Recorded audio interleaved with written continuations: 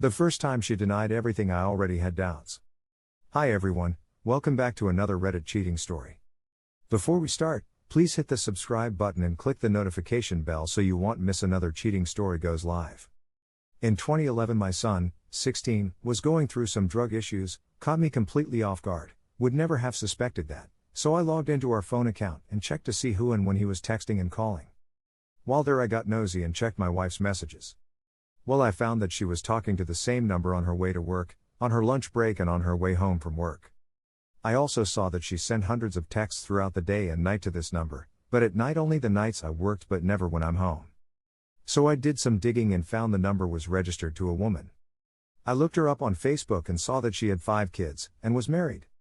Her husband works for the same company that my wife does, just in a different city, about a 2.5-hour drive away. And I remember my wife mentioning him once, saying what a hard worker he was and what a nice guy he was. Well, of course she could have made friends with his wife. I had a girl I work with call the number, no one answered but it went to his voicemail. I also had noticed that my wife would text me sweet things during the day, but when she came home she was cold. She would go from room to room looking for something to pick a fight over. I honestly knew deep down she was having an affair. I asked her about the messages and phone calls and she simply said we're just friends. I replied back, I have a lot of friends but I don't talk to any of them 3 times a day every day, except weekends. They didn't call on weekends, just texted when I was at work, so I told her it needed to stop. She flat out refused, so I started sleeping in the spare bedroom. It didn't bother her a bit. I called the dude, he wouldn't answer, so I sent him a text and told him to leave my wife alone. Within 2 minutes my wife was texting me, telling me to leave him alone. I told her I'm leaving, so I continued to see them text and talk every day. Then it suddenly stopped. My wife came to me and said if it bothered me that much she would stop, and she did. Well, I honestly didn't believe her. So one morning, I put a micro recorder in her purse, and when she took a shower that night I got it out, and she simply just started talking to dude on her work phone. It was his birthday and she was telling him how much she wanted to perform oral sex on his big D. She also told him this story about our son being sick while we were out of town visiting our parents. She told him that she took our son to the ER while I stayed in bed. What actually happened was my wife had plans with her sisters. I had no plans, so I told her to keep her plans and I would take him. I called my sister and she went with us. Now I didn't think she was a bad parent for keeping her plans, it was just one of those things that happen in life. But she completely made me out to be a douchebag father to this dude. Well, I confronted her again, and she said she would end it, that it was only over the phone and they had only met once when he had to come to our city for work and they didn't meet outside work. Again, I didn't believe her. So I put a keylogger on our home computer and was able to get her password for her work computer. I found that for the past month she was planning an overnight trip with one of her girlfriends from work who I had never met. My wife never bothered to tell me about this trip, but it was scheduled for the night that I had scheduled a larger golf tournament to fund a youth group. I put this on, so it consumed my time that entire day. Anyway, on Thursday before the tournament and her trip, my wife tells me about her plans, only she says her friend is coming here to our city and they are going out drinking. But of course I already knew she and her friend had booked a hotel room in the city that her dude lived in. So I kept my mouth shut. That day at work as I was setting up for the tournament, she called me and said that they may go to Memphis because it was a bigger place and had more bars. I'm thinking, damn, do you lie? The hotel was booked in Nashville. So this tournament is my gig, but really my entire unit at work is responsible for it. We raise about $15,000 a year for our department's youth group, and this was our 7th year doing it. So all of us knew what to do. So I told my coworkers what was going on, and they covered for me. I left, picked up 2 other friends my wife did not know, and we made it to Nashville.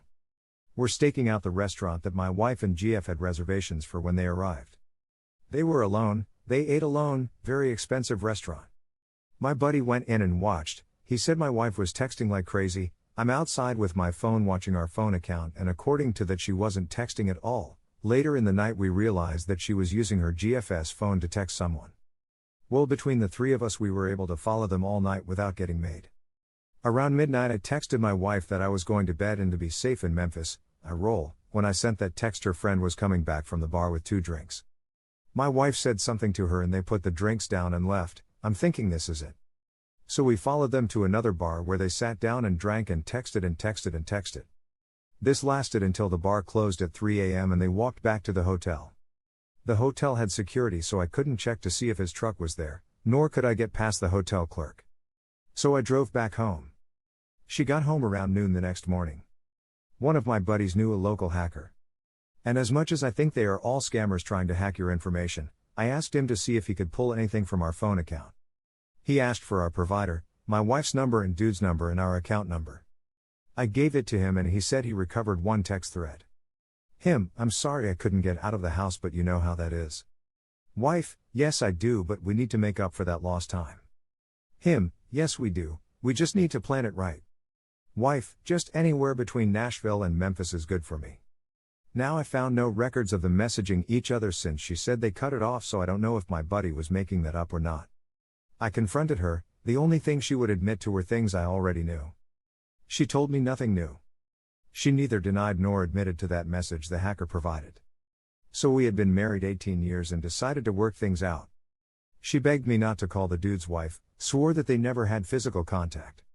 But I was so angry, I made up a fake Facebook profile of a beautiful woman.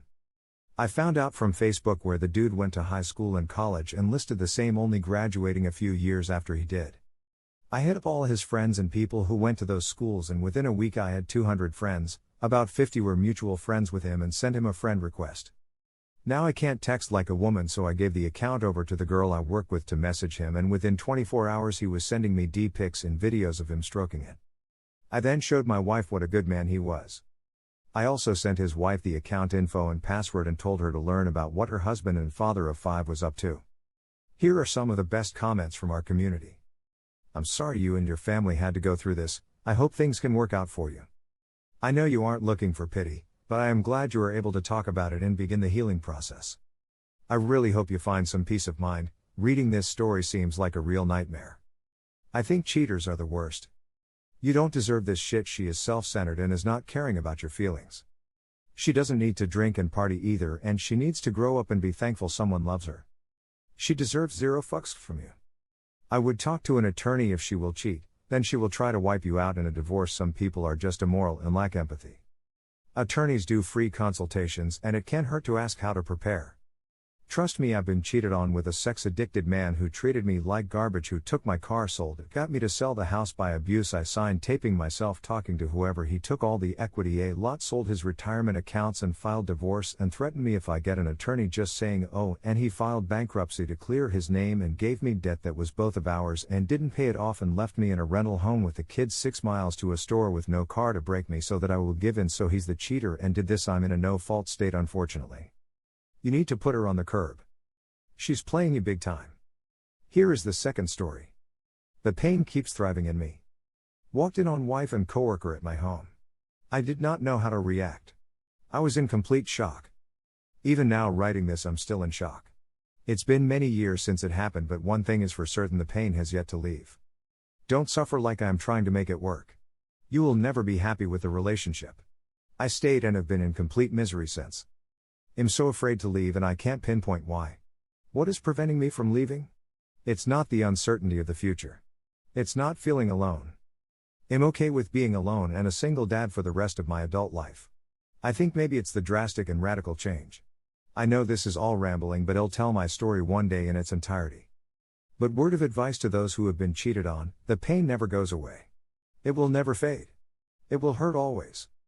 Constantly. 24/7 on your mind. It will lead to massive bouts of severe depression and long-lasting anxiety. Get out while you can. Thank you for watching, and don't forget to subscribe and turn on the notification bell for any future cheating stories.